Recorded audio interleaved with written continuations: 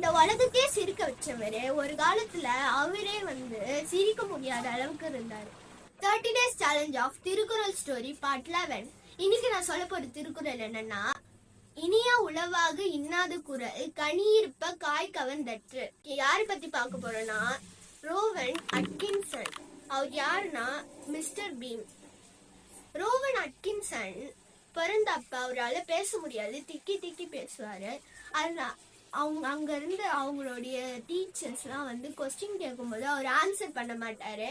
அதனால அங்க இருந்து அவருடைய ஃப்ரெண்ட்ஸ் எல்லாரும் பார்த்து சிரிப்பாங்க.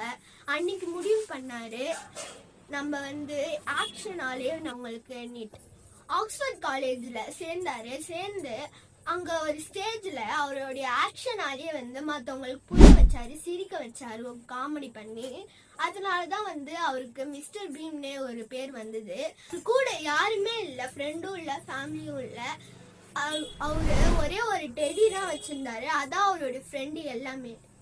த moral of the story is, நான் இதுல இருந்து கத்துக்கிட்டது என்னன்னா, உங்க பலவீனம் தான் நாளைக்கு மிகப்பெரிய பலமாகும். இந்த கண்டென்ட் பிடிச்சிருந்தா ஃபாலோ பண்ணிக்கோங்க.